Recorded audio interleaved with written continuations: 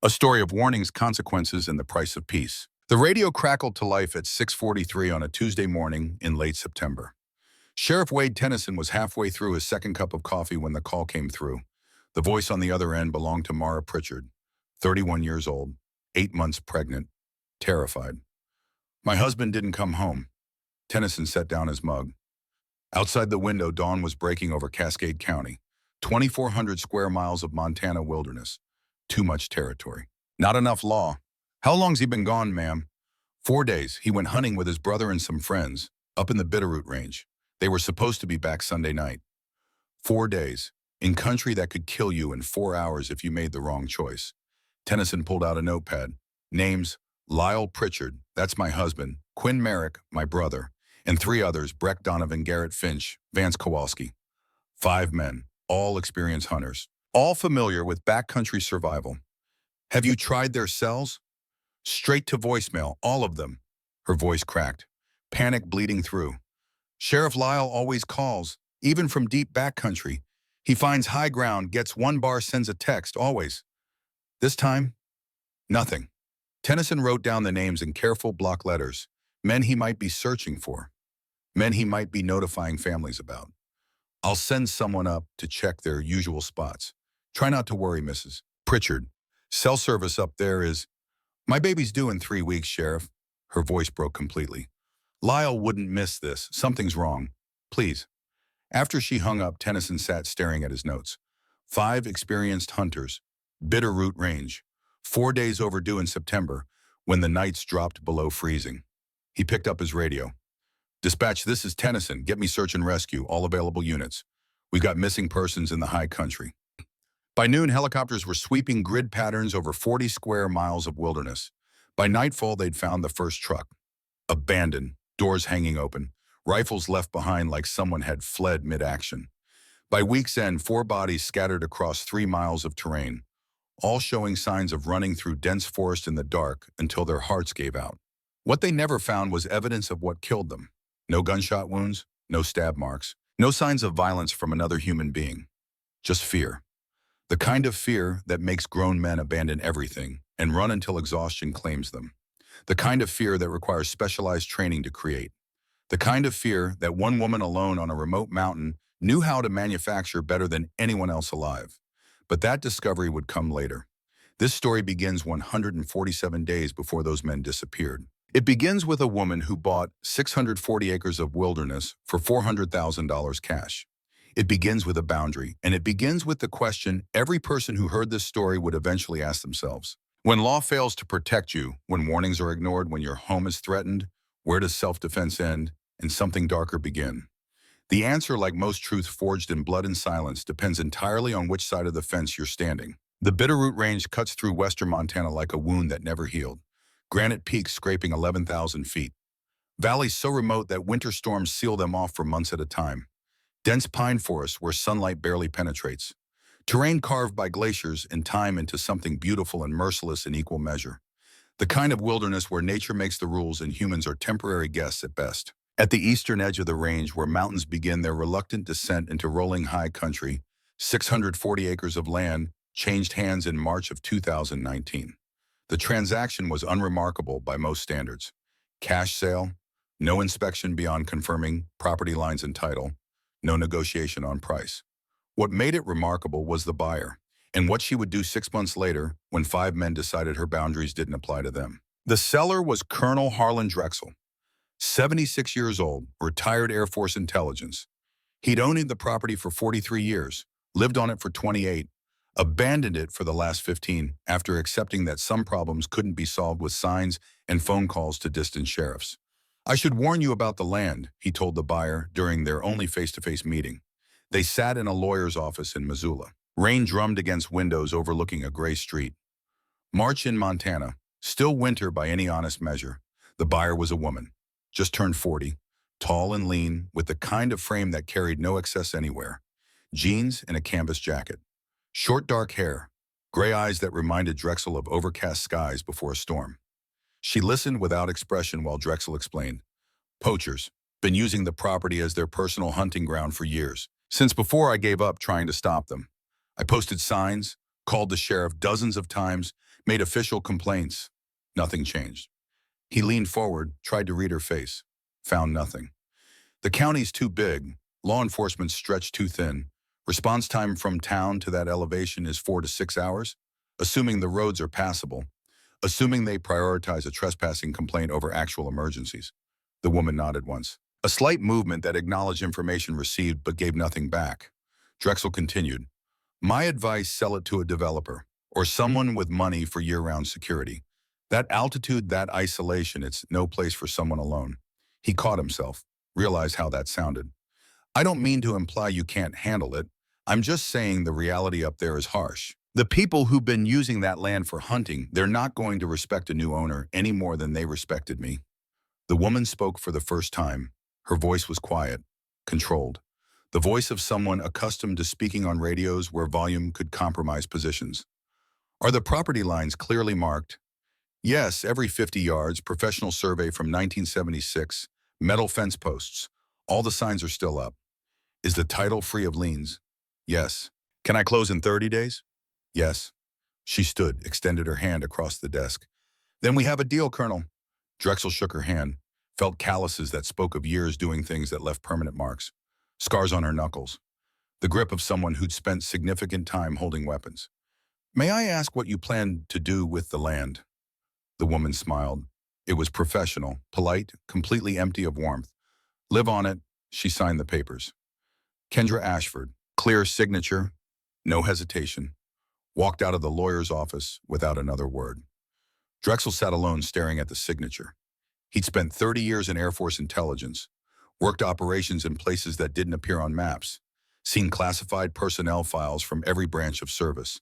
He recognized a ghost when he met one. The way she moved, economy of motion. Constant awareness of exits, hands that twitched toward her hip where a sidearm would be carried. The way she'd studied him before speaking, threat assessment, automatic and unconscious. The complete lack of personal information offered. No explanation of why a woman alone would want 640 acres of isolated mountain property 12 miles from the nearest neighbor. Drexel had a contact at the Pentagon, someone who owed him favors from the old days. He made one phone call. The answer came back 3 days later, terse, careful. Kendra Ashford, former Navy, service record sealed, DOD employment with details redacted. Last known station, Dam Neck, Virginia. Dam Neck, Naval Special Warfare Development Group, SEAL Team 6. Drexel stared at his phone for a long time. Then he deleted the message, burned the note he'd written, never spoke of it again. Some people earned the right to be left alone, and some people had the skills to enforce that right in ways most civilians couldn't imagine. He wondered if those poachers had any idea what they'd be dealing with when they crossed her fence. Then he decided he didn't want to know. 18 months before Kendra Ashford bought that Montana property, she was 4,000 miles away in a city most Americans couldn't find on a map. Raqqa, Syria, August 2017. The city was dying slowly. 3 years under ISIS control, 6 months of coalition bombing. What remained was a skeletal landscape of rubble and corpses and fighters who knew they had nowhere left to run. Kendra was 38 years old. She'd been a Navy SEAL for 12 years. Chief Petty Officer. Designated marksman. 21 confirmed kills across 4 countries in operations that would never be discussed publicly. This mission would add 7 more to that count. The intelligence brief had been clear. 9 hostages held in a 3-story safe house. Aid workers, journalists, a French doctor who'd stayed too long trying to save civilians, caught between ideologies and ordnance. ISIS planned to execute them at dawn. Broadcast it, use their deaths as propaganda. 48 hours to plan, 12 hours to position, 90 seconds to execute. The mission window was narrow enough to choke on. Kendra lay on the rooftop of a bombed-out hospital 1,300 meters from the target building. Her spotter, Chief Warrant Officer Nora Whitlock, lay beside her in the pre-dawn darkness. They'd worked together for 3 years. Nora was 31, sharp as a new blade, calm under pressure that would break most people. She could read wind patterns better than anyone Kendra had ever deployed with. More importantly, she understood silence. In their line of work, the people who talked too much didn't last long. 7 guards, Nora whispered. Her voice was steady in Kendra's earpiece. Professional, no wasted words. Thermal imaging confirms. 7 targets. Quick reaction force response time is 90 seconds after first shot. After that, hostages get executed out of spite. Kendra's world narrowed to the scope. Everything else disappeared. The smell of cordite and decay, the distant sound of artillery, the knowledge that 9 innocent people would die if she failed. None of it mattered, only the shot mattered. Breathing slowed. Heartbeat became visible in the crosshairs as a gentle pulse. She found the space between heartbeats. The place where everything stopped. The place where she lived most of her adult life. Wind at 6 miles per hour northwest, Nora said. Range 1,300 meters. First target is stationary on the roof. Second target pacing the north entrance. Visibility is good. You are clear to engage when ready. First shot, the suppressor kept the sound manageable. Not silent, but quiet enough that 1,300 meters away, it was just another noise in a city full of them. First target drop.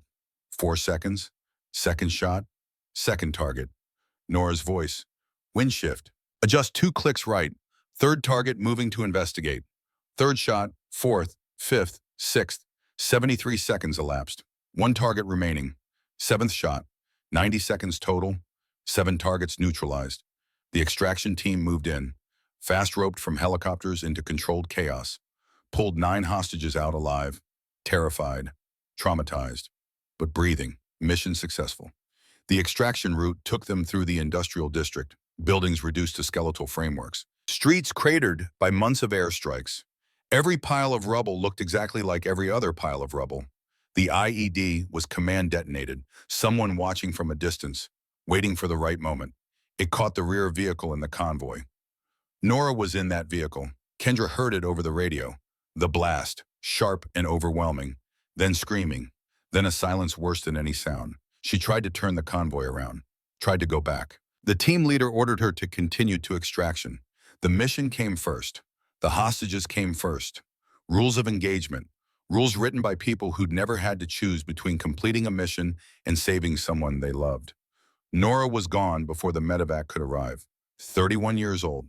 3 tours. Navy Cross recipient for actions in Yemen that were still classified. She died so 9 strangers could live, so a mission could succeed. So the people who made decisions from air-conditioned offices could claim another victory in a war that had stopped making sense years ago. Kendra completed the extraction. Filed the after-action report in language so clinical it could have been describing equipment maintenance. Attended the memorial service with the rest of the team. Received the Navy Cross in a ceremony she didn't remember. She was thinking about how Nora would have made jokes about the dress uniform, about how uncomfortable it was, about how they should issue medals in clothing that didn't require 3 people and a YouTube tutorial to put on correctly. Nora had a joke for everything, even death, especially death. 6 months later, Kendra left the service. Honorable discharge, 12 years of active duty, 28 confirmed kills, operations across 4 countries, a Medal of Honor nomination that got downgraded to Navy Cross because the operation was classified and details couldn't be made public.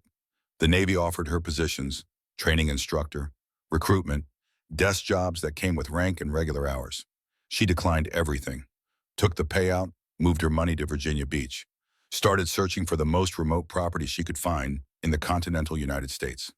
Somewhere she could be alone, somewhere she couldn't hurt anyone else, somewhere the weight of Nora's death might feel a little lighter. She found 640 acres in Montana, bought it sight unseen, moved in 3 weeks after closing. The cabin sat at elevation positioned with clear sight lines down the access road and across the open meadow that surrounded it on 3 sides. Anyone approaching would be visible long before they arrived. That wasn't an accident. Nothing Kendra did was an accident anymore. The property line was marked with professional precision. Every 50 yards, a fence post stood with a metal sign bolted at eye level. Private property, no trespassing. Violators will be prosecuted. Professional grade, weather resistant, impossible to miss unless you were deliberately choosing not to see them. Kendra walked her property line every morning. 5 miles of steep terrain in 90 minutes. She moved with economy of motion that suggested years of physical discipline. Her frame carried no excess weight. Her hands showed calluses and scars from work and weapons and things harder to name. When she found boot prints crossing the boundary line near the eastern ridge, 16 days after moving in, she stopped. Her face showed nothing. She photographed the prints from multiple angles. Digital camera with GPS coordinates embedded in each image. Measured the stride length with a tape measure she carried for exactly this purpose. Noted the tread pattern in a weathered notebook. Then she moved on. Documentation mattered. Evidence mattered. 12 years in special operations had taught her that success required preparation most people couldn't imagine. The locals in town called her that woman who bought the Drexel place when they talked about her at all. She drove into town once a month for supplies, spoke to no one unless necessary. At the general store, she paid cash, loaded her truck with mechanical efficiency, left without small talk. The cashier tried asking where she was from. Kendra replied with a polite smile and zero information. After a few months, people stopped asking. She became another piece of the landscape, noticed but not understood, present but not participating. Her routine was precise in ways that would have seemed obsessive to anyone who didn't understand that routine was survival. Morning coffee made the same way every day. Water measured exactly. Grounds weighed on a small digital scale beside the French press. 30 pull-ups on a bar mounted in the doorframe. Perfect form. Breathing controlled through the full range of motion, shoulders engaged properly, no wasted movement. She ran the perimeter of her property. 5 miles of steep terrain. Returned barely winded after 90 minutes. Firewood chopped with textbook efficiency. Each piece the same size. Split with single strikes that spoke of practice and strength developed over years. Wood stacked in geometrically perfect rows against the north wall where it would stay dry through Montana winter. A hunting rifle hung above the fireplace, cleaned regularly. Action smooth as silk, barrel gleaming. Though she was never seen hunting, the maintenance was religious. Every Sunday morning the rifle came down, disassembled with practiced hands, cleaned, oiled, reassembled, checked. A ritual from another life that she couldn't quite abandon. Topographical maps covered the table by lamplight in the evenings. Elevations marked in pencil.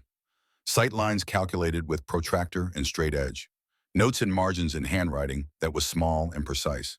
The handwriting of someone who'd spent years recording information where mistakes cost lives. The way she entered her own cabin revealed something most people would never notice. She cleared angles instinctively, checked corners. Her hand moved to her hip where a sidearm would be carried, though she wore no weapon during daylight hours.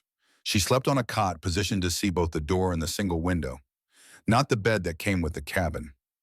That bed sat unused, still made with the previous owner's blankets, gathering dust. A single photograph sat on the mantel above the fireplace. Face down, it had been there since she moved in, turned away from view, as if looking at it cost something she couldn't afford to pay. The cabin was sparse but organized with military precision. Everything in its place. Nothing unnecessary, no decoration, no comfort items. It was the home of someone who'd lived out of a rucksack for years and never quite adjusted to the concept of permanence. Someone who understood that attachments were liabilities. Someone who'd learned that lesson the hardest way possible. The men who would eventually cross Kendra's fence and die for it weren't monsters. They were broken in the specific ways that America breaks its men. Slowly, quietly, with debts and losses and the kind of grinding poverty that makes illegal choices seem reasonable. Breck Donovan was 43 years old, weathered face carved by sun and wind, hands scarred from construction work and the kind of living that happened outdoors. He'd served 8 years in the Army, Ranger Battalion. 2 tours in Afghanistan between 2010 and 2012. Bronze Star for valor. Purple Heart for wounds that ached when weather changed. He came home to a wife and a 7-year-old son named Ethan. Ethan was diagnosed with acute lymphoblastic leukemia 3 months after Breck's discharge. The treatment lasted 2 years. Chemotherapy that made a small body even smaller. Radiation that burned skin and hope in equal measure. Bone marrow transplants. Hospital rooms that smelled like industrial disinfectant and fear. Ethan died 6 weeks after his 9th birthday, weighed 43 pounds. Bald, brave until the very end. Breck's wife Sarah left him 8 months later. Said she couldn't look at him without seeing their son. Said the drinking was getting worse. Said she needed to start over somewhere. Ethan's ghost wasn't in every room. Breck didn't fight the divorce. Didn't fight anything anymore. He moved into a 1-bedroom apartment in Kalispell. Worked construction when he was sober enough. Spent weekends in the mountains because hunting was the only time he didn't see Ethan's face everywhere. The only time the silence felt like peace instead of accusation. Garrett Finch was 30 years old. Thin, nervous energy that never quite settled. He worked 3 jobs simultaneously: dishwasher at a diner, gas station attendant, on night shift warehouse work whenever they called. All to pay for his mother's hospice care. Lung cancer, stage 4. 6 weeks left if the doctors were being optimistic. Maybe 8 if God was feeling generous. The hospice bills were crushing him slowly. Insurance covered some of it, not nearly enough. He'd maxed out 2 credit cards, borrowed from friends who were running out of patience and money. Selling wild game meat under the table brought in $200 a week. It was illegal. It was also the difference between keeping his mother comfortable and watching her die in pain because he couldn't afford the medication that made her last days bearable. Garrett knew it was wrong, knew he was breaking laws. He also knew his mother had worked 2 jobs to raise him alone after his father left. Knew she deserved better than dying hard. So he broke the law and told himself it was different when you had reasons. Vance Kowalski was 50 years old, former park ranger. He'd spent 23 years patrolling Glacier National Park. Loved the mountains, loved the work, loved waking up every morning knowing he was protecting something bigger than himself.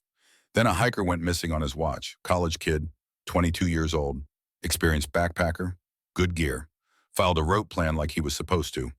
Vance was supposed to check that trail that morning, but he'd been drinking the night before, showed up to work hungover enough that thinking hurt. Skipped the patrol, figured one day wouldn't matter. The kid fell, broke his leg, called for help on his emergency beacon. No one came. He died of exposure 36 hours later, 12 feet from the trail, close enough to hear if someone had been walking by. Vance was fired, lost his pension, lost his wife. She couldn't forgive him for what the drinking had cost an innocent kid. He spent his days hunting illegally on land that wasn't his. It was self-punishment disguised as survival. Every elk he killed was penance. Every boundary he crossed was proof he deserved worse than unemployment and divorce. He kept waiting for real consequences. Kept half hoping they'd come. Lyle Pritchard was 38, carpenter, good with his hands in the way men used to be before everything became disposable. Built furniture in a small shop behind his house. Sold pieces at farmers, markets, and craft fairs, made enough to get by. Until the economy tightened in 2019. Orders dried up, the shop closed. His wife Mara was 8 months pregnant, their 3rd child, due in late October. Lyle needed meat for winter. Store prices were impossible on unemployment that was running out.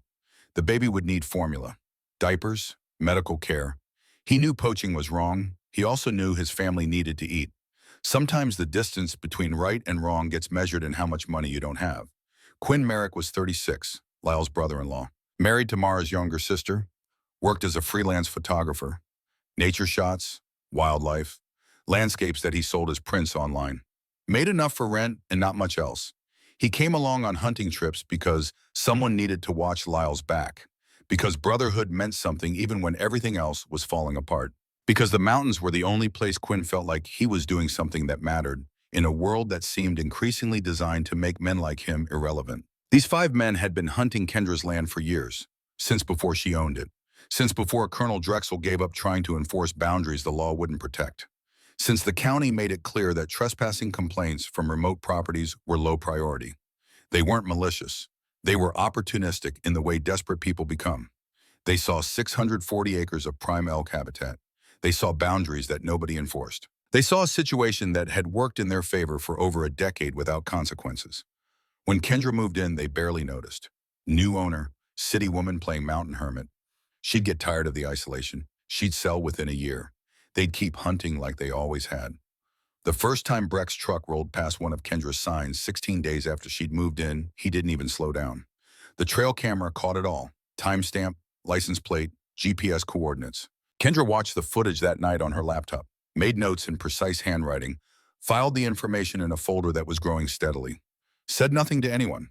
For 83 days, she documented everything with the patience of someone who understood that evidence built slowly. Boot prints crossing the boundary line, photographed from multiple angles, measured, logged, trucks passing signs without slowing, license plates run through databases she still had access to from her Navy days, equipment left scattered on her property, shell casings from rifles fired at her markers for target practice, garbage, beer cans thrown in her stream, butchering waste left to rotten meadows.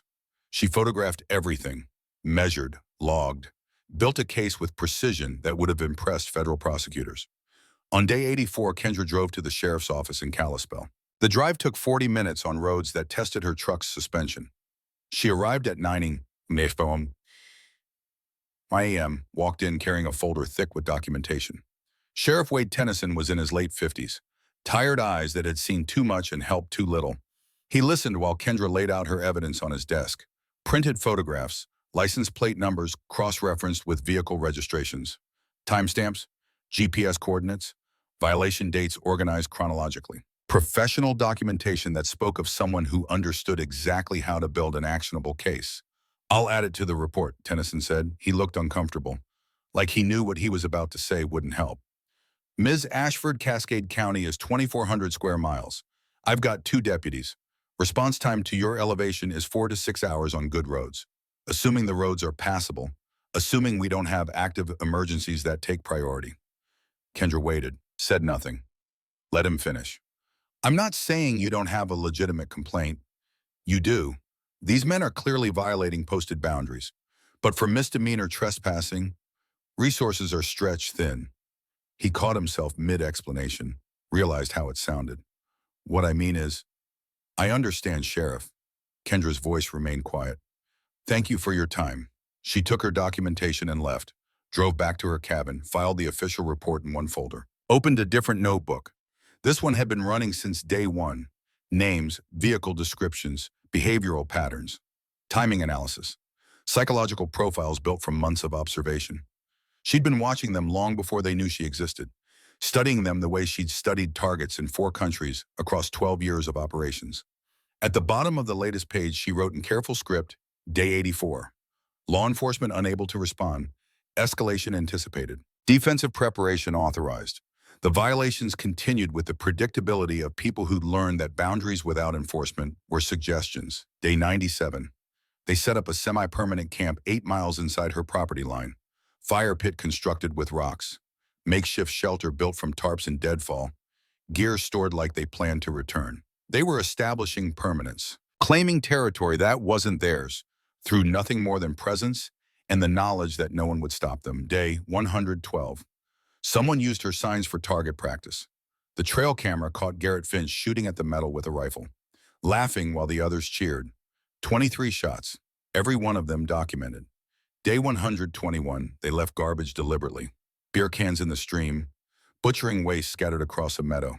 A statement that said they didn't care, that her property was theirs now, that she could do nothing about it.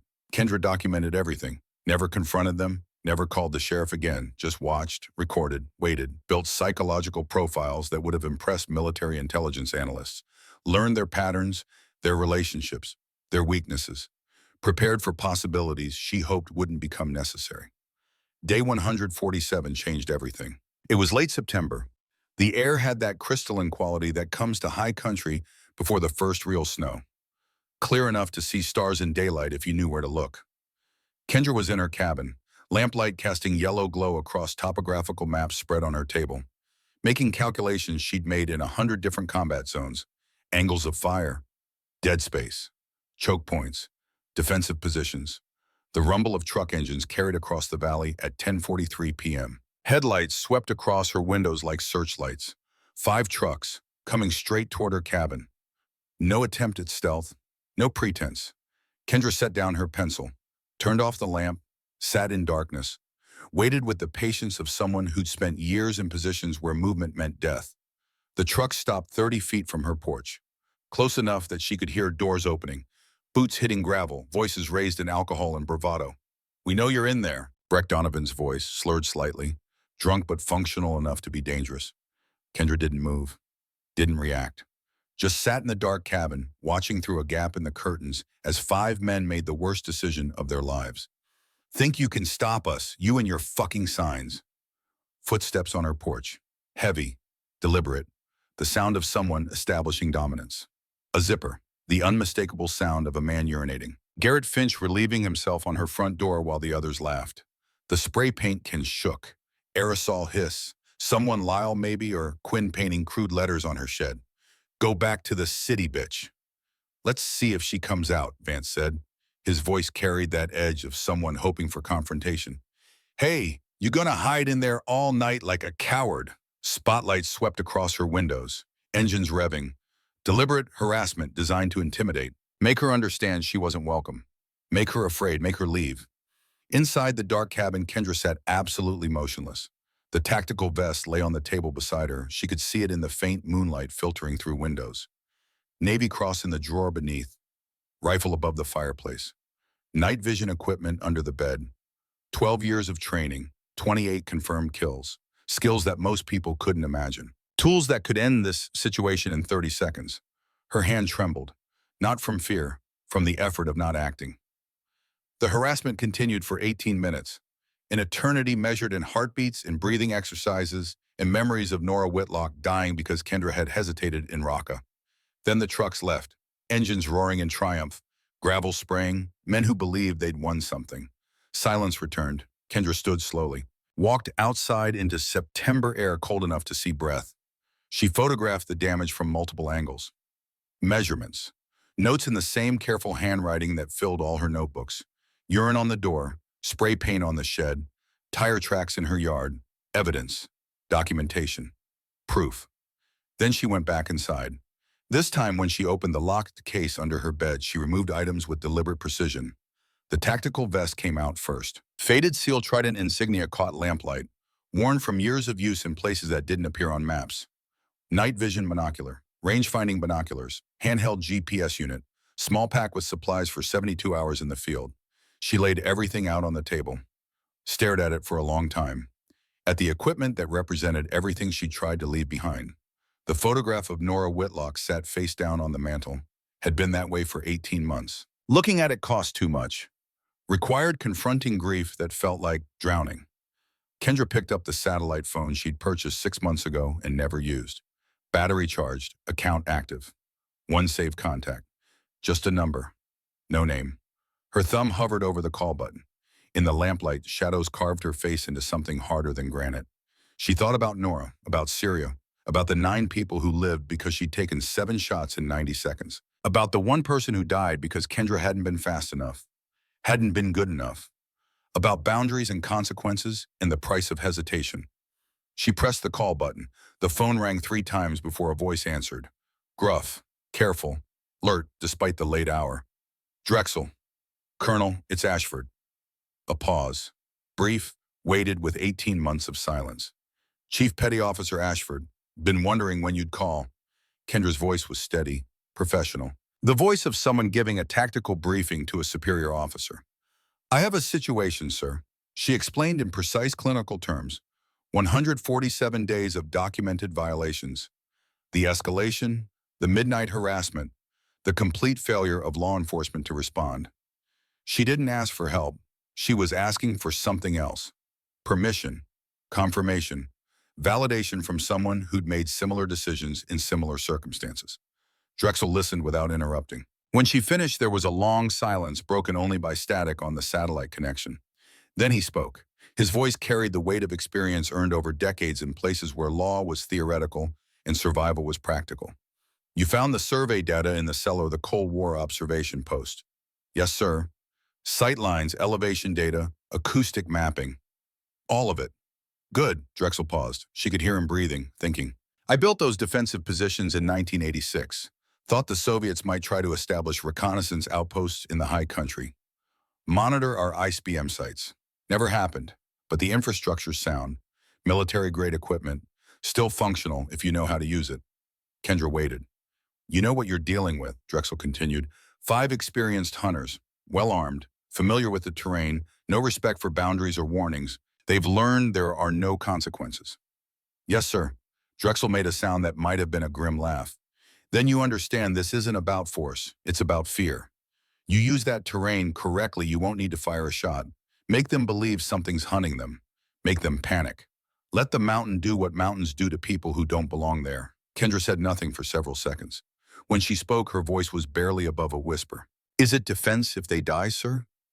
Another pause, longer this time, heavy with implications neither of them would state directly. I'm not a lawyer, Chief, but I spent 40 years in situations where the law didn't reach. What I can tell you is this. Boundaries matter. Fear is a weapon. Terrain is your greatest advantage. What those men choose to do with their fear, that's their responsibility, not yours.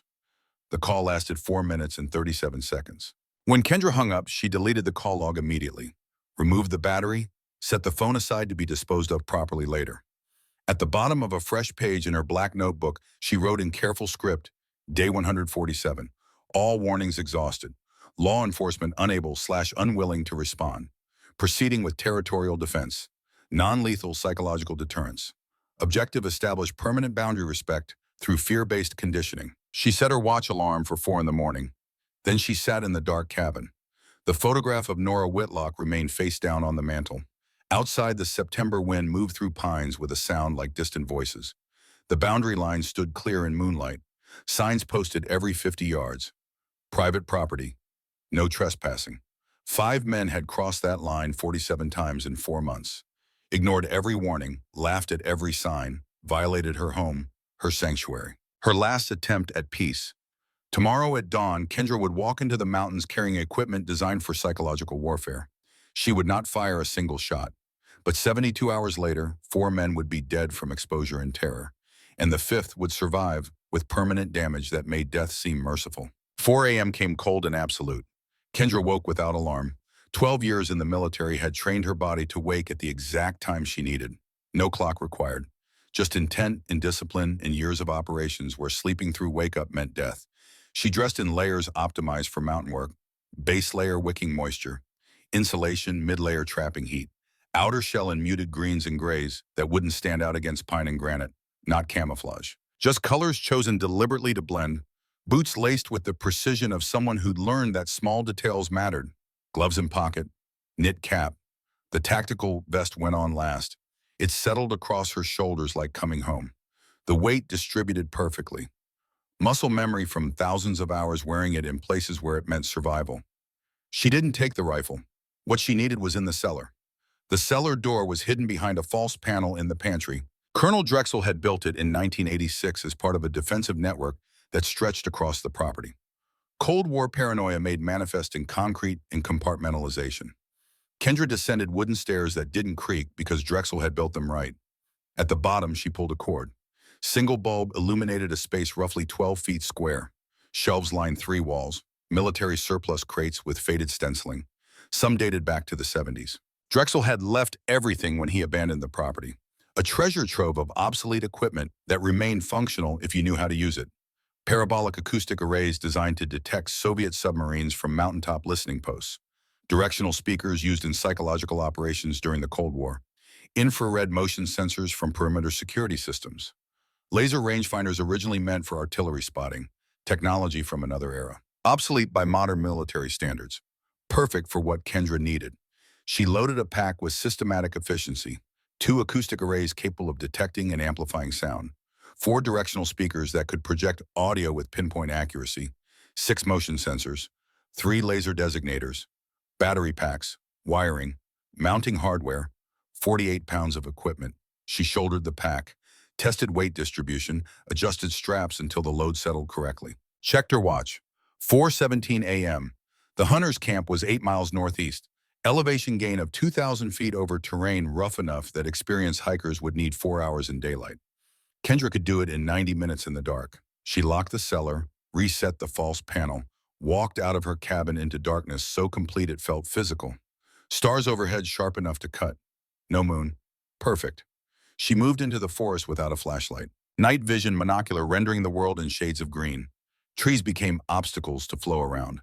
The mountain became a map she'd memorized through weeks of daily patrols. Her breathing stayed controlled. Heart rate steady at 60 beats per minute. This was familiar territory, not geographically, but tactically. This was what 12 years of training had prepared her for, not to fight, to disappear, to become part of the terrain. To make her enemies believe the mountain itself had developed hostile intent. By 6:30 a.m. she'd reached the first observation post. Natural rock formation providing clear sight lines down into the valley where hunters had established their camp. Drexel had reinforced it decades ago, built a small shelter camouflaged with local stone and deadfall, invisible unless you knew exactly where to look. Kendra set up the first acoustic array with practiced efficiency. Parabolic dish aimed at the camp below. Connected via buried cable to a directional speaker positioned 80 meters away at a different elevation. The speaker would broadcast sounds that appeared to originate from one direction while the actual source was elsewhere. Simple physics, devastatingly effective psychological warfare. She programmed the system with sounds she'd recorded from wildlife documentaries. Grizzly bear vocalizations, deep grunts, huffing, the sound of something large moving through underbrush. Set it to activate on motion detection with randomized delay. Then she moved to the second position. By noon, she had 5 positions established around the hunter's camp, a loose perimeter covering primary approach and egress routes. Each position equipped with sensors, speakers, laser designators capable of projecting infrared dots visible only in darkness. Each one programmed to create the illusion of activity, of presence, of something watching from multiple directions simultaneously. Kendra returned to her cabin as the sun reached its apex. 8 hours of hiking, 48 pounds of gear deployed across 5 positions. She'd seen the hunters during her approach. 5 trucks still parked at their camp, tents set up, fire smoldering. They were settled in, planning to stay for days. Good. That made what came next easier. She ate a cold meal, drank water, checked her equipment one final time. Then she waited for dark. Night came at 8:47 p.m. with the suddenness of high altitude.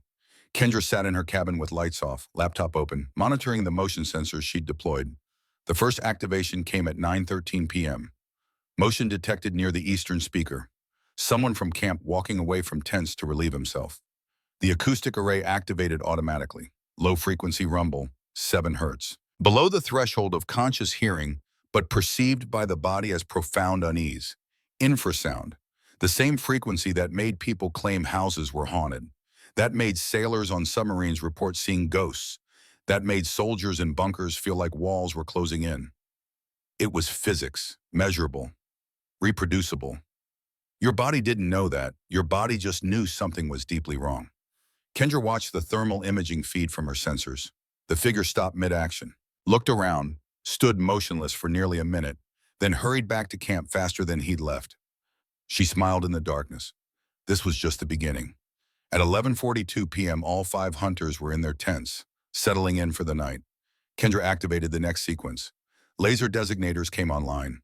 Invisible infrared beams painting red dots through darkness. The dots appeared on tent fabric, moved slowly across the surface in deliberate patterns, disappeared, reappeared somewhere else. She watched through her laptop. Thermal imaging showed movement inside tents, someone sitting up, flashlight clicking on. The red dots vanished half a second before flashlight beam could illuminate their source. Timing was everything. Motion sensors detected flashlight beams, shut down lasers with computer precision.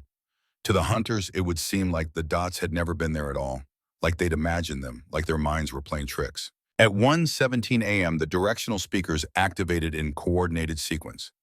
Animal sounds broadcast from multiple positions. Grizzly bear vocalizations, deep grunts, huffing, the sound of something large moving through underbrush.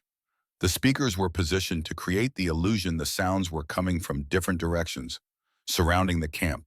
Thermal imaging showed all 5 hunters awake now, outside their tents, flashlights sweeping darkness, finding nothing. The sounds stopped.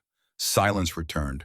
The hunters stood in darkness for 18 minutes, checking perimeter, finding nothing, slowly convincing themselves it was just animals, just the mountain at night. Then they went back to their tents. Kendra shut down all systems, let the night return to natural quiet. She'd given them just enough to create unease. Plant seeds of doubt, not enough to panic, not yet. That would come later. She closed her laptop, set her alarm for 3 a.m., allowed herself 2 hours of sleep. Morning came gray and cold with fog settling into valleys like ash. In the hunter's camp 8 miles away, exhaustion showed in every movement.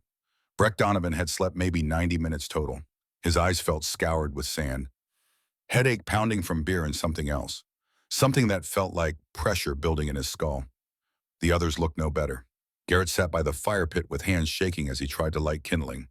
Kept dropping the lighter. Vance was vomiting behind his tent.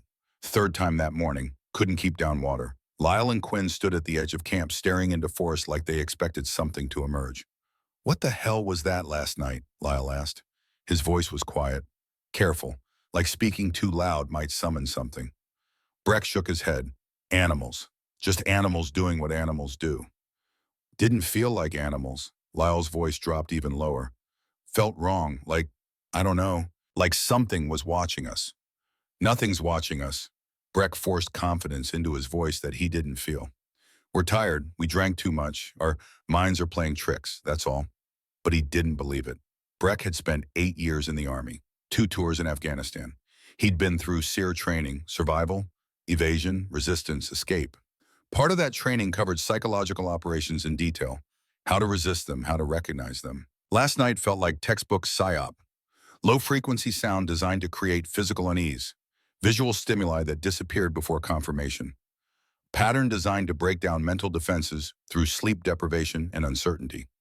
He'd experienced it in training environments, but training was controlled, safe. You knew it was coming. You knew it would end. This felt different. This felt targeted. After breakfast that nobody could eat, Breck made excuse to check perimeter alone, walked far enough from camp to be out of earshot, pulled out his phone. No signal. Expected that at this elevation. But he'd downloaded an app months ago. Facial recognition software meant for identifying celebrities. Useful for other things if you knew how. He scrolled through photos from previous trips, found one from 2 weeks ago. Distant shot of the cabin. Zoomed in on the figure outside chopping wood, the woman who'd bought the property. He uploaded the photo, waited while the app processed through cellular data he'd cached. Results came back sparse, blurry, but enough. Kendra Ashford, age 40, former DoD employee, service records sealed. DoD, Department of Defense. Sealed records meant classified operations. Breck's stomach went cold. He scrolled further through search results, found a news article from 2018 buried in local Virginia Beach coverage. Local Navy SEAL honored for service in anti-terror operations. Details of operation remain classified. Award ceremony held at Dam Neck facility. No photograph, no name in the article, but the date matched. Location matched Virginia Beach, where Kendra Ashford's last known address was listed. Dam Neck, SEAL Team 6, the kind of person who spent 12 years learning how to kill people without being seen. The kind of person who knew psychological operations better than Breck's entire SEAR training cadre combined. He stood in the forest staring at his phone as understanding settled over him like ice water. They'd been harassing a woman who'd spent over a decade in special operations. They'd vandalized the property of someone trained to defend positions against superior numbers in hostile territory. They'd crossed the boundary of a person who possessed skills most civilians couldn't imagine. And she'd been documenting everything for months, building profiles, learning patterns, preparing. Breck needed to tell the others. They needed to leave. Now, before this got worse. He walked back to camp, found the others gathered around the dead fire. We need to talk about who that woman is. Quinn looked up. What woman? The one who owns this land. Breck pulled out his phone, showed them the search results. The others leaned in, read in silence that stretched too long. Garrett spoke first. So she was military. So what? She's one person. There's 5 of us. She's not just military. Breck's voice was tight, controlled. She's special operations, SEAL Team 6, classified deployments. The kind of person who gets Navy crosses for things the government won't talk about. You think last night was her? Vance asked. I think last night was psychological warfare designed to exhaust us, to make us doubt ourselves, to create fear. Breck met each of their eyes. I think we're dealing with someone who knows exactly how to break people without firing a shot. Vance stood abruptly. Then we leave, right now. Agreed, Breck said, but Garrett shook his head hard. My mom's got 6 weeks left, maybe less. I need the money from this meet. I can't leave empty-handed. This isn't worth dying for, Breck said. Garrett laughed, bitter sound with no humor. Everything's worth dying for when you're already broken. What's she gonna do, kill us? At least my mom gets the life insurance. Lyle looked torn. My wife's 8 months pregnant. Baby comes next month. I need this meet for winter. Need the money. Quinn shifted uncomfortably. I don't want to leave Lyle up here alone. Breck stared at them, saw the same thing in every face. Desperation, the kind that made bad decisions seem reasonable. We vote, he said finally. Stay or leave, majority decides. They voted. Breck and Vance wanted to leave immediately. Garrett, Lyle, and Quinn voted to stay. 3-2. Breck closed his eyes. Fine, but we move the camp. Get her away from wherever she set up last night, and we post watches, 2 men awake at all times. The others nodded. They broke camp within 90 minutes, moved 2 miles northeast, set up in a new location that felt safer just because it was different. Breck felt marginally better. They'd put distance between themselves and whatever happened last night. Maybe that would be enough. It wasn't. That night, the harassment escalated with surgical precision. Kendra had tracked their movement through motion sensors, watched them relocate via thermal imaging from her observation posts, adjusted her equipment accordingly. At midnight exactly, she activated the next phase. Laser designators came online again, but this time they didn't just paint random patterns on tent fabric. They tracked. Red dots appeared on the chest of whoever was on watch. Followed their movement as they shifted position. Stayed centered on vital areas. Heart, head, center mass, the universal symbol of being in someone's crosshairs. Garrett was on first watch when it happened. He saw the red dot appear on Lyle's chest while his brother-in-law was adding wood to the fire. "Lyle, don't move." Lyle froze mid-motion. "What?" "There's a red dot on your chest, laser sight. Someone's aiming at you." Lyle looked down, saw it. His face went white in the firelight. Both men dropped flat, crawled toward nearest cover. The dot disappeared. They waited, hearts pounding loud enough to hear, scanning darkness with flashlights. Nothing. Just forest. Just shadows. Just the mountain watching. Lyle's voice shook. "She's out there. She's hunting us." Garrett didn't argue. Couldn't argue. The evidence was literally targeting them. They woke the others. Everyone armed now, flashlights sweeping perimeter in coordinated patterns, finding nothing. Then the sound started. Voices. Whispers carried on wind that seemed to come from everywhere and nowhere. Each hunter heard something different, something personal, something that cut straight to their deepest fears. Garrett heard his mother's voice, weak, pained, calling his name the way she did when morphine wasn't enough and pain broke through. Lyle heard a baby crying, his baby, the one due next month, screaming in distress. Quinn heard his sister Lyle's wife Mara sobbing, begging for help. Breck heard his son, Ethan, the voice he'd spent 2 years trying to forget, small and scared and asking where Daddy was. Vance heard the college kid who died on his watch, the hiker, 22 years old, calling for help that never came. The sounds came from different directions, overlapping, impossible to locate because they weren't coming from single sources. Directional speakers positioned at 5 points, broadcasting personalized audio based on profiles Kendra had built from months of monitoring their conversations. She knew their weaknesses, their losses, their guilt, and she was using it all. The effect was devastating. Vance walked away from camp at 2 a.m.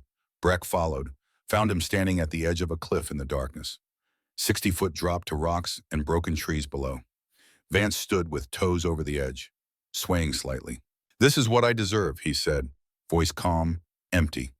"For that hiker, for drinking when I should have been working, for being too weak to do the right thing." Breck grabbed his arm, pulled him back from the edge. "Not like this, brother. Not like this." Vance didn't fight, just let himself be led back to camp like a man who'd given up. They sat around the dead fire as false dawn began to gray the eastern sky. 5 men who'd come hunting elk, now being hunted by something they couldn't see, couldn't fight, couldn't escape. Breck made the decision. "We leave, now. Right now, all of us." No one argued this time. They abandoned everything, tents, gear, supplies worth thousands of dollars. Grabbed their rifles and started walking. Not back toward the access road. That would mean crossing directly past Kendra's cabin.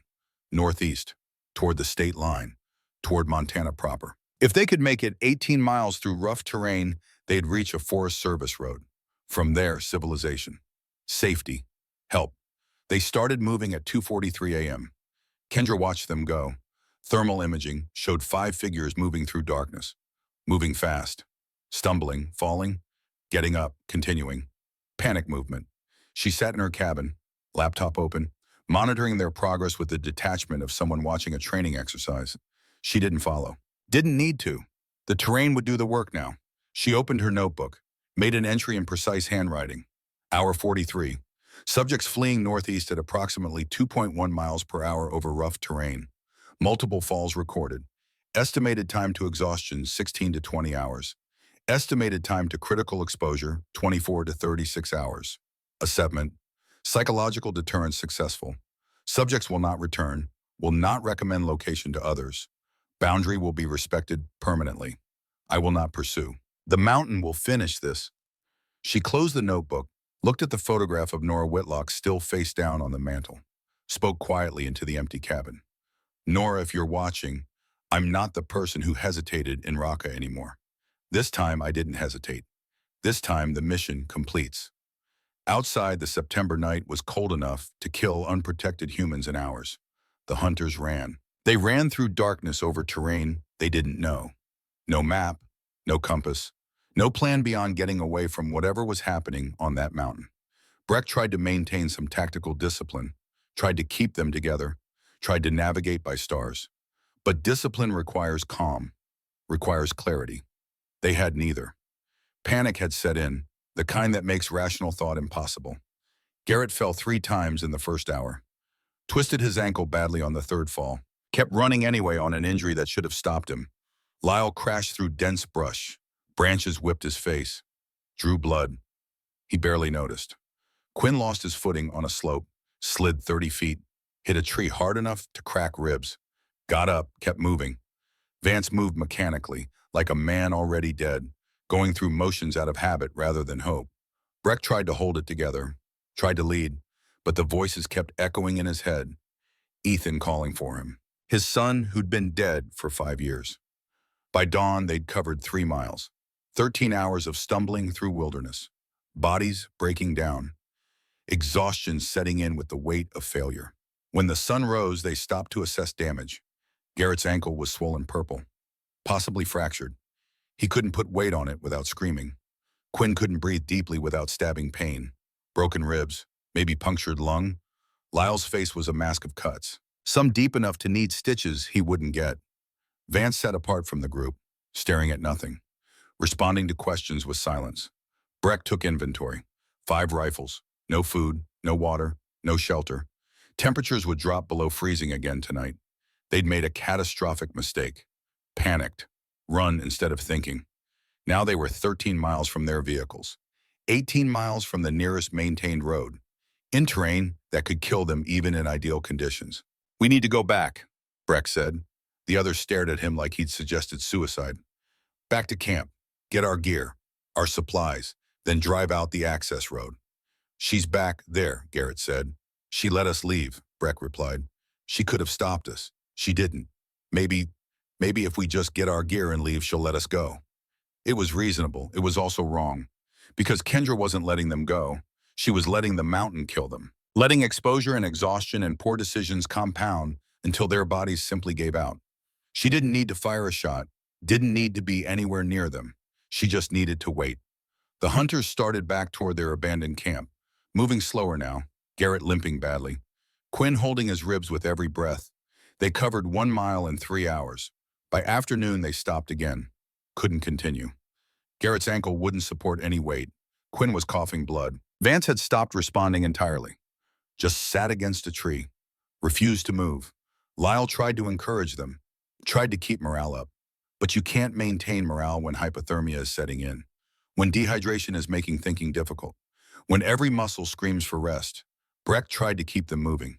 Knew that stopping meant dying, but you can't force bodies that have nothing left to give. As the sun set, the temperature dropped. 28 degrees Fahrenheit. Below freezing. Without shelter. Without fire. Without proper clothing left at camp they'd never reach. The human body can survive about 3 hours in those conditions if you're moving. Generating heat through exertion. If you stop. If you sit. If you sleep. You die quietly. Lyle was the first to lose consciousness. Hypothermia shutting down his brain. His body conserving heat for vital organs. Sacrificing extremities.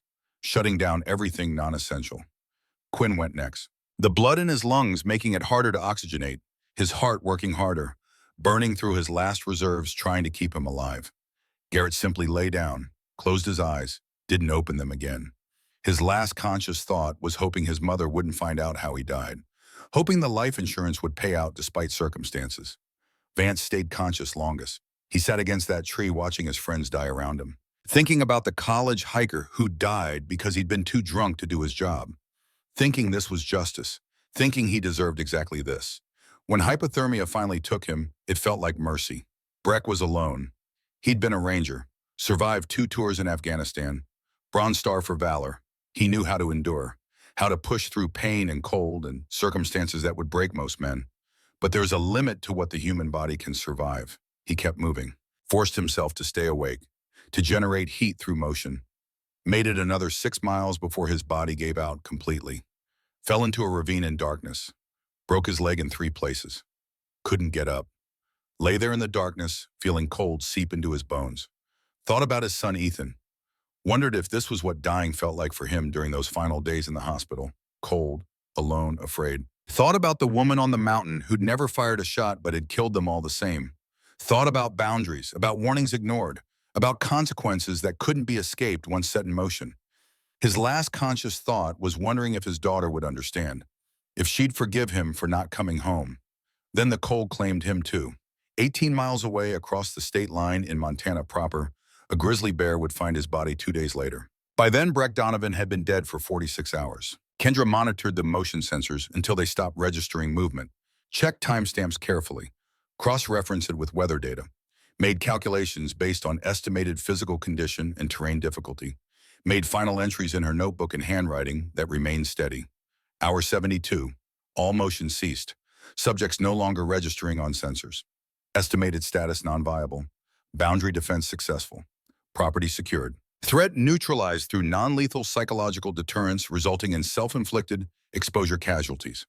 No shots fired, no physical contact, no actionable evidence of direct causation. She closed the laptop, walked outside into September morning that was clear and cold and beautiful in the way mountains are beautiful when they've just killed people. She walked her property line like she did every morning, checking fence posts, checking signs, everything in order. Everything secure, the boundary held. Mara Pritchard made the call at 6:43 on a Tuesday morning that would change everything for families across 3 counties. Her voice shook when she told Sheriff Wade Tennyson that her husband Lyle hadn't come home, that he'd been gone 4 days, that he always called even from the deepest backcountry where signal was theoretical, but this time there was nothing, just silence where there should have been his voice. Tennyson organized the search within 2 hours. Cascade County's search and rescue mobilized with efficiency born from too much practice. Volunteers from 3 neighboring counties joined. Helicopters equipped with thermal imaging swept grid patterns over 40 square miles of wilderness that could hide bodies for decades if it wanted to. The first day yielded nothing but worry. The second day, they found Breck Donovan's truck. Deputy Marshal Crawford radioed it in at 11:37 a.m., voice tight with something between concern and confusion. "Sheriff, you need to see this." The Ford F-250 sat in a small clearing 8 miles from any maintained road, doors hanging open like broken wings, keys still in the ignition, 2 rifles leaning against the hood, unfired, safeties still engaged, a coffee mug resting on the hood, liquid still pooling at the bottom, though it had long since gone cold. No blood, no signs of struggle, no evidence of violence. Just the overwhelming sense that people had been erased mid-action. Tennyson walked the perimeter slowly with eyes that had worked crime scenes for 3 decades. Found things that made his stomach tight. Boot prints leading away from the vehicle in multiple directions. Not walking, running. The stride length was too long. The depth too deep. Heel strikes too pronounced. These men had been sprinting through dense forest away from something. He looked up at the mountain rising above them. Miles of terrain that could hide anything. Terrain that someone who knew it well could use in ways people passing through would never imagine. By day 4, they'd found the second truck. Same story. Abandoned mid-use, equipment scattered, GPS units showing the last waypoint logged miles from where the truck actually sat, as if the driver had become completely disoriented, turned around, ended up somewhere that made no navigational sense. Day 5 brought the third truck even deeper in the forest. Parked at an angle that suggested panic driving, someone fleeing rather than traveling with purpose. Inside, they found a phone. Last activity logged 3 days ago. Failed call to emergency services. No signal, no connection, just the attempt preserved in digital amber. The bodies started appearing on day 6. Forest Ranger Yael Ostrander found the first one. 5 miles from the property line where Kendra Ashford's land met federal forest. In a ravine choked with deadfall and thick underbrush that had probably hidden it from aerial thermal imaging. Vance Kowalski, 50 years old, former park ranger. Medical examiner Dr. Sarah Kim arrived by helicopter to assess. Cause of death exposure, hypothermia. But the circumstances were wrong in ways that made her uneasy. His hands showed defensive wounds, not from an attacker, from the environment. Deep cuts from running through dense brush at speed, broken fingernails from falls. Abrasions that suggested he'd been moving fast through darkness. His clothing was inadequate for the temperatures, but he'd left proper gear back at camp. Why the second body appeared the same day. Quinn Merrick, 36 years old, photographer, found 3 miles from Vance. Also hypothermia, also showing signs of running through forest in darkness. Broken ribs. Internal bleeding from what looked like a fall. Day 7 brought 2 more. Lyle Pritchard, 38, carpenter, father of 2 soon-to-be 3. Found in a different drainage entirely. Same pattern, exposure, hypothermia, deep lacerations from branches, fractured ankle that should have stopped him but somehow didn't. He'd run until his body failed completely, then died where he stopped. Garrett Finch, 30 years old, the youngest, doctor. Kim examined each body with methodical precision that couldn't quite mask her growing horror.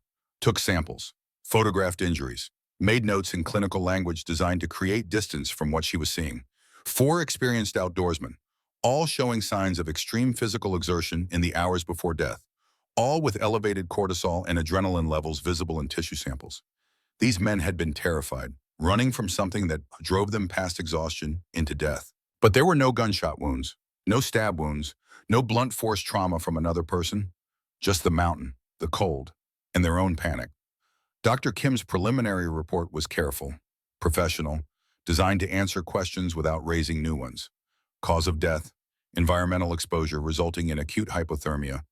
Contributing factors, extreme physical exertion, inadequate preparation for weather conditions, and acute psychological distress of unknown origin. She didn't speculate on what had caused the psychological distress. That wasn't her job. Her job was determining what killed them. How they ended up in that condition was someone else's problem. But privately, she wondered. 4 grown men, experienced hunters, familiar with backcountry survival. What could make them abandon their vehicles, their gear, their supplies, and run into wilderness that would kill them? What could inspire that level of terror? On day 8, they found the 5th man. Garrett Finch was alive. Barely. A search dog found him in a shallow depression beneath a rock overhang. Hypothermic, severe frostbite on hands and feet. Dehydrated to the point that his kidneys were failing. He was conscious, coherent enough to know his name and that he'd been running. Incoherent about everything else. The medevac helicopter landed at Kalispell Regional Medical Center at 4:17 p.m. Tennyson was waiting when they wheeled him in, stood outside intensive care while doctors worked, warming his core temperature slowly to prevent cardiac arrest. Assessing damage. Starting IV fluids. 3 fingers on his left hand would need amputation. Frostbite too severe to save. But he'd live. When doctors finally cleared Tennyson to ask questions, he entered the room quietly. Garrett looked small in the hospital bed. Pale, shaking despite heated blankets piled high. His eyes were hollow, haunted by things Tennyson suspected would never fully leave. "Mr. Finch, I'm Sheriff Tennyson. Can you tell me what happened up there?" Garrett's eyes focused slowly like someone surfacing from deep water. She was everywhere. Who was everywhere? The woman. The one who owns the land. We heard her, saw lights, lasers on our chests. But she was never there when we looked. Tennyson pulled out a notepad. "Did she shoot at you?" "No, no shots. Just fear. We couldn't stop running. We knew we were dying, but we couldn't stop." "Why didn't you go back to your vehicles?" Garrett's eyes welled with tears. "We tried. We got turned around. Everything looked the same in the dark. And we kept hearing things. Voices. My mom calling me. I heard my mom." His voice broke completely. Is my mom?" Tennyson's expression softened in the way it did when he had to deliver news that would break what was left of someone. "I'm sorry, son. She passed 4 days ago, Thursday afternoon. The hospice called your emergency contact. Your aunt." Garrett turned his face to the wall. His shoulders shook silently. Tennyson waited. Let the man grieve. After several minutes, Garrett spoke again, voice flat, empty of everything except guilt. "I wasn't there. I was supposed to be there when she died. I promised I'd be there. Your mother knew you loved her. I was getting money for her care, selling the meat illegally. That's why we were up there. That's why I voted to stay when Breck wanted to leave." He looked at Tennyson with eyes that had aged decades in 4 days. "Did I kill them? The others? Did I kill them by making them stay?" Tennyson had no answer for that. No good answer exists for questions like that. Before leaving the hospital, Tennyson made the calls he'd been dreading. 4 notifications that would destroy families. Words he'd said too many times before, but never got easier. Breck Donovan's 14-year-old daughter, Melissa, took the news in silence that was worse than crying, then asked a question that would haunt Tennyson for months. "Where's my daddy?" "He's in Montana, sweetheart. Across the state line. Forest Service found him 2 days ago." "When can I see him?" Tennyson paused, chose words carefully. "The medical examiner is working on that. It'll be a few days. Your Aunt Sarah is handling the arrangements." He didn't tell her that her father's body had been partially consumed by a bear. That identification required dental records because his face was gone. Some details children shouldn't have to carry. Quinn Merrick's parents were in their 70s. The news hit them like physical violence. His mother spoke through tears. Our son was a good man. He made a mistake going on that land, but he was good. He was trying to help his brother-in-law. Lyle Pritchard's wife Mara went into labor 6 hours after receiving notification. Stress-induced, 3 weeks early, she gave birth to a healthy boy at 2:33 a.m., named him Lyle Jr., held him while crying for the husband who would never meet his son, would never teach him to use tools or hunt or be a man. Tennyson drove to Kendra Ashford's property the next morning, 40 minutes on roads that barely deserved the name, climbing elevation until his ears popped and the air thinned enough to notice. He'd called ahead, received no answer. When he arrived, Kendra was outside splitting wood with an axe. The rhythm was steady, mechanical, each swing placed with precision, each piece of wood split cleanly with single strikes. She saw the patrol truck coming, set the axe down carefully, wiped her hands on her jeans, waited.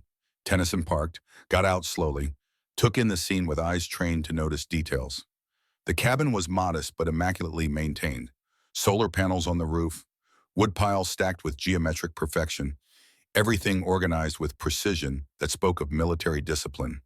Kendra stood on her porch, tall, lean, early 40s, eyes that tracked his movement with the automatic threat assessment of someone trained to evaluate danger. Miss Ashford. Sheriff, her voice was quiet, controlled. May I come in? I have questions about the missing hunters. Of course. She invited him inside, made coffee while he looked around. The cabin was exactly what Tennyson expected, and nothing like it simultaneously. Sparse but organized. Clean despite muddy season outside. No signs of recent activity beyond normal daily living. The rifle above the fireplace was in its case. When he asked to examine it, she handed it over without hesitation. It smelled of oil, not gunpowder. The barrel was clean enough to be surgical, bore lights showing no residue anywhere. Action smooth as water. It hadn't been fired recently, possibly not for months. Her boots sat by the door, clean, dry, no mud, no debris, no signs of multi-day excursion into rough country. Everything suggested a woman who hadn't left her property in days. We're looking for 5 missing hunters, Tennyson said. Found 4 bodies, 1 survivor, all last seen near your property. Kendra nodded once. I heard the helicopters. Have you seen anyone on your land in the last week? She walked to her laptop, opened it, brought up a folder labeled with characteristic precision. Documentation, trespass violations. I've seen them regularly for 4 months. She clicked through files methodically. Timestamps, GPS coordinates, license plates cross-referenced with vehicle registrations, behavioral observations, everything organized with precision that would impress federal intelligence analysts. She pulled up video footage dated September 23rd. 4 nights ago, Tennyson leaned forward. The video showed 5 trucks pulling up to her cabin at night, men getting out, drinking, shouting threats, spotlights sweeping her windows, engines revving deliberately, spray paint on her shed. The audio captured every word clearly. We know you're in there. Think you can stop us. Tennyson watched it twice. His jaw tightened with each viewing. Kendra opened a physical folder beside the laptop. Printed photographs going back 4 months. 47 documented violations. Each cataloged with care that spoke of someone who understood evidence in prosecution. These men have been trespassing since I bought the property, she said. Her voice remained perfectly calm. I documented everything, filed reports with your office. Sheriff's office said response time was 4 to 6 hours. That prosecution for misdemeanor trespassing was low priority. It was statement of fact, no accusation, no emotion, just information presented clearly. Tennyson recognized the technique, military debriefing format, just the facts. This footage is from 4 nights ago, she continued. They came to my cabin, vandalized my property, threatened me directly. After that, I stayed inside for my safety. You didn't see them leave. I stayed inside when they were on my land, for my safety. I didn't see or hear anything after they drove away. Perfect answer, reasonable, defensible, impossible to challenge. What did you do after they left? She gestured to the shed visible through the window, paint stains still faintly visible where she'd cleaned. Cleaned the graffiti off, documented the damage, considered filing another report. She paused deliberately, but I didn't think it would matter. The implication was clear without being stated. She'd done everything legally possible, received no help, No protection. What else could she have done? May I look around? Tennyson asked. I'd prefer a warrant, but if it helps find those men faster, you're welcome to search. Another perfect answer, cooperative without being suspicious. They searched for 40 minutes, found nothing incriminating. No hidden gear suggesting recent wilderness operations. No mud tracked through the house. No evidence of someone preparing for or returning from days in the field. The tactical vest was in a case under the bed. Dust on the latches, clearly undisturbed for months. Night vision equipment, still in original packaging. Battery connections showing corrosion from age and disuse. Everything exactly where it should be for someone who owned military surplus equipment but hadn't touched it in extended time. On the table sat a notebook, trespass documentation. Tennyson picked it up with permission, flipped through months of careful logs. The final entry was dated September 23rd, day 147. Vandalism occurred, cleaned and documented, law enforcement unable to respond, remaining inside for safety. You keep detailed records, Tennyson observed. When people ignore your boundaries, documentation matters. I learned that in the service. Tennyson caught the reference immediately. You served, a pause. Brief but noticeable. I did. What branch? Navy. What did you do in the Navy? The pause was longer this time. She knew what he was really asking, knew he was fishing for information he wouldn't find in public databases. Her answer was simple, final. My job. The silence that followed carried weight. Tennyson knew there was more, knew she wasn't telling him everything, but he also knew he had nothing to leverage, no evidence to pursue, no legal ground to push harder. He thanked her for cooperation, told her to call if she saw or heard anything. She said she would. As he walked to his truck, Tennyson stopped, turned back. Those men, 4 are dead. One's in the hospital with severe frostbite, lost 3 fingers. Missed his mother's death because he was running through your mountains scared out of his mind. Kendra met his eyes steadily. That's tragic. Medical examiner says they died of exposure, running through the forest in darkness, like something was chasing them. Montana wilderness is dangerous, Sheriff, especially at night, especially for people who don't belong there. Tennyson studied her face, saw nothing. No guilt, no satisfaction, just calm that felt practiced. Ma'am, I'm going to be honest with you. I ran your background, hit walls I don't have clearance to get through, but I found enough. He pulled out his phone, showed her a screenshot he'd saved. Congressional database, partially redacted document, Navy Cross citation, Chief Petty Officer K. Ashford, Raqqa, Syria, 2017. Classified operation resulting in successful hostage extraction. 7 hostile targets eliminated at extended range. 9 civilians rescued. Kendra looked at the screen without expression. I don't know exactly what happened up there on your mountain, Tennyson continued, but I know those men violated your property for months. I know you warned them. I know law enforcement failed to protect you. And I know that 4 days after they threatened you in your home, they died running through wilderness in terror. He put his phone away. The medical examiner ruled accidental death, exposure, poor decisions in bad terrain. That's the official record. A pause heavy with meaning. That's what it'll stay. Kendra nodded once. Tennyson walked to his truck. Before getting in, he looked back one final time. If there are any records, satellite phones, equipment logs, communication histories with anyone who might have advised you, now would be a good time to make sure there aren't any. Already taken care of, Sheriff. Tennyson held her gaze for a long moment. Then he said quietly, I read between the lines on that Navy cross. Syria, 9 people alive because of you. 7 targets eliminated, 90 seconds. Thank you for your service, Chief Petty Officer Ashford. Kendra's posture straightened reflexively. She saluted with precision that spoke of muscle memory. Just did my job, sir. Tennyson drove away down the mountain road. That night, Kendra sat alone in her cabin. She retrieved the satellite phone from where she'd hidden it, the one she'd used to call Colonel Drexel 4 nights ago. Removed the SIM card methodically, used a rock to smash it into fragments too small to recover data from, buried the pieces in separate locations across her property, 20 feet apart, beneath where tomatoes would grow in spring. Disassembled the phone completely, shattered components, some in the stream, some buried under rocks, some in her wood stove. Methodical, thorough, professional, erasing evidence that had never officially existed. When she finished, she walked back inside. The photograph of Nora Whitlock sat on the mantel, still face down after 18 months. Kendra picked it up with hands that trembled slightly, held it, looked at Nora's face for the first time since moving to Montana. The photo showed Nora in desert camouflage, standing in front of a transport vehicle, sun setting behind her, smiling with the confidence of someone who didn't know death was 6 weeks away, always smiling. Kendra's vision blurred. "I kept the boundary, Nora," she whispered. "Like you kept yours. You promised to protect me. Died keeping it. I promised to protect this land, and I kept it." She set the photograph upright on the mantel. Next to it, she placed the Navy Cross, still in its case, but visible now for the first time. Two reminders of who she had been. Two acknowledgments that the past deserved recognition even when it carried unbearable weight. Outside, the September night was cold and clear.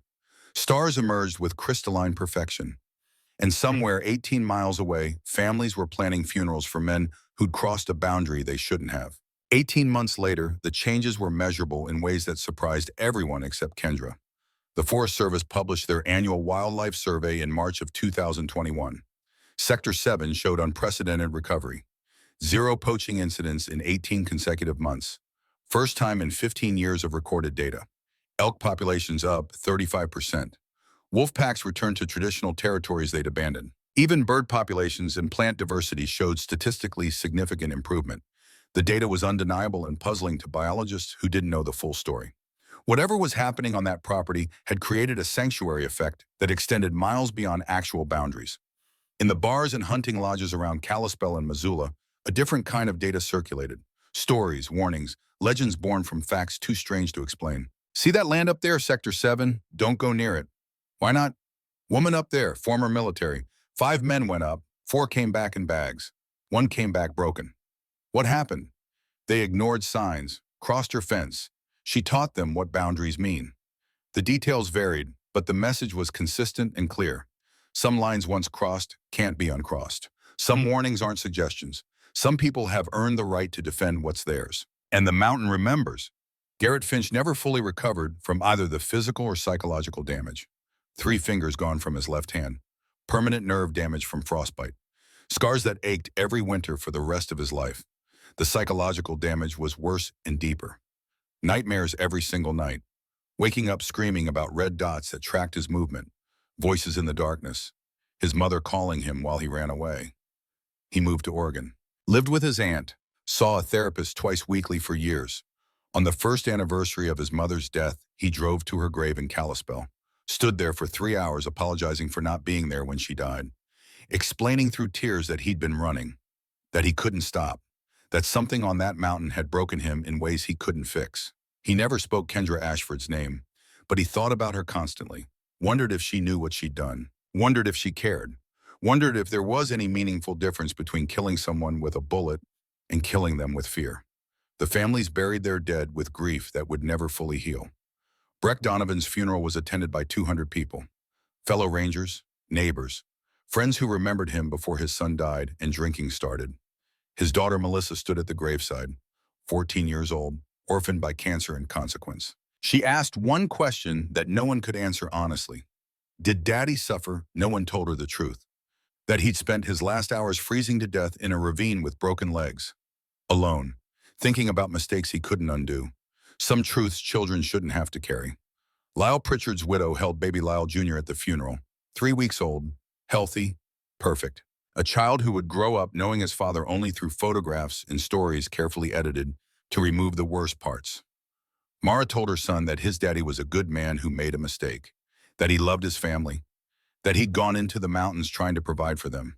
She didn't tell him the rest, that boundaries matter, that warnings are real, that consequences can be final and unforgiving.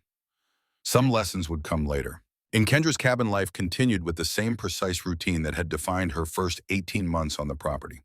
Morning coffee, pull-ups, 5-mile perimeter run, firewood, maintenance, documentation.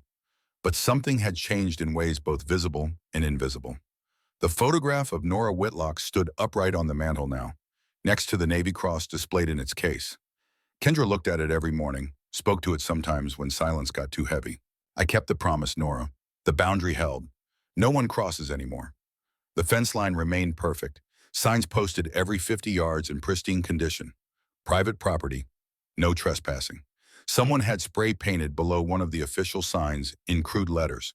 5 ignored this. 4 died. Learn. Kendra didn't erase it. It served a purpose she hadn't intended, but wouldn't discourage. Sheriff Tennyson never returned to the property. But he kept the case file in a locked drawer in his office. Sometimes late at night when he couldn't sleep, he'd pull it out. Read through reports. Study medical examiner findings. 4 men dead from exposure. 1 survivor with permanent damage. No evidence of foul play. No proof of criminal activity. Just the mountain, the cold, and their own choices. Officially, the case was closed. Personally, Tennyson knew better. He'd seen enough in 30 years to recognize when someone had gotten away with something. But getting away with it and doing something wrong weren't always the same thing. Those men had violated clearly posted boundaries for months, had harassed a woman in her home, had ignored every warning. What happened after that? Maybe that was justice. Maybe it was murder dressed up as self-defense. Maybe the line between the two was thinner than anyone wanted to admit. When young deputies asked about the case, Tennyson told them one thing. Some people earn the right to be left alone. You see someone like Kendra Ashford, isolated, armed, documented military service, clear boundaries, you respect that. You don't test them. You don't cross their fence, because some lines have permanent consequences. The lesson was clear. The mountain had taught it, and the silence that followed was answer enough. On a cold morning in March, 2 years after the incident, one final piece fell into place. Kendra's satellite phone rang at 6 a.m. She stared at it for a long moment. The phone she'd supposedly destroyed. The backup unit she'd kept hidden in case of emergency. Only one person had this number. She answered. Drexel, Chief, wanted to check in. Heard through channels that situation resolved 2 years back. It did, sir. A pause. Any blowback? Sheriff came by, asked questions, found nothing actionable. Case ruled accidental death. Good. Drexel's voice carried weight of relief. I've been watching from distance. Satellite imagery, Forest Service reports, wildlife recovery in your sector is remarkable. Turns out boundaries work when enforced. They do. Another pause. I need to tell you something, Chief. Something I should have mentioned when you bought the property. Kendra waited. Those 5 men who were using your land, I knew about them when I sold to you. Knew they'd been trespassing for years. Knew they'd probably keep doing it. Silence on the line. I should have warned you more explicitly, or handled it myself before selling. But I was 76, tired. I wanted out, so I sold you property with a problem attached. Why are you telling me this now, sir? Because I used you, Chief. Knew your background, knew your skills, knew eventually those men would push too far. Knew you'd handle it in ways I couldn't, and then I could sell property that would finally have enforceable boundaries. Twist number 7, Drexel's manipulation. Kendra's hand tightened on the phone. You set this up. I gave you tools, information, advice when you called, but you made every choice. I'm not claiming otherwise. His voice dropped. But I'm also not claiming innocence. I knew what would probably happen, and I let it happen because those men needed to learn, because that land needed protecting, because sometimes the system fails and people with skills have to do what's necessary. Another long pause. I'm calling to say I'm sorry for using you, and to say thank you for protecting that mountain, and to tell you that I'll take this to my grave. Our conversation 2 years ago never happened. The equipment in the cellar was already removed when you bought the property. You're alone up there, always have been. Kendra sat in silence, processing implications. She'd been a weapon someone else aimed. Not entirely. She'd made choices, but Drexel had loaded her, provided ammunition, pointed her in a direction. Chief, you still there? Behind you. Yes, sir. For what it's worth, you did the right thing. Hard thing, but right thing. Those men would have kept coming, would have hurt someone eventually. Maybe you, maybe the next owner. You stopped it permanently. 4 people are dead, Colonel. 4 people made choices that killed them. You just accelerated consequences that were always coming. Sometimes that's what needs doing. Kendra closed her eyes. Delete this number, Chief. We don't talk again. You live your life. I'll live what's left of mine. Mountain keeps its secrets. The line went dead. Kendra sat holding the phone. Understanding, settling like snow. She'd been played, partially, not completely, but enough. Drexel had seen a weapon he could no longer wield. Sold it to someone who could. She could be angry about that, or she could accept that sometimes people used each other. Sometimes that was war. Sometimes that was survival. Sometimes the system failed and people with skills did what was necessary. She powered down the phone, removed the battery, added it to components that would be as scattered and buried. Walked outside into March morning that smelled like melting snow and new beginnings. The boundary stood clear, undisturbed, respected permanently now by people who'd learned through tragedy. She thought about Nora, about Syria, about 9 people alive because she'd taken 7 shots, about 5 men dead because she'd fired none, about justice and murder and the space between them that kept getting smaller. Then she walked her property line like she did every morning, checking fence posts, checking signs, everything in order, everything secure. The mountain watching, the silence holding. The boundary absolute.